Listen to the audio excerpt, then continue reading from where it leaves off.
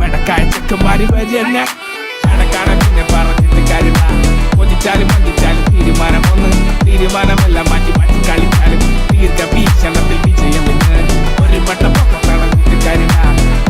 കുഞ്ഞി വെച്ച് വന്നതാണ് ഈ രണ്ടും ആളിക്കത്തുന്നത് പക പോലെ തിളക്കാനും പുകയടങ്ങുമ്പോ വിജയമെന്ന്. Check the discography, തളപ്പിന്റെ മുമ്പുള്ള കൂട്ടാരാ നീ നെടും ലൈം ലൈക്ക് കളി പലവട്ട കളിച്ചത മടുത്തതാ.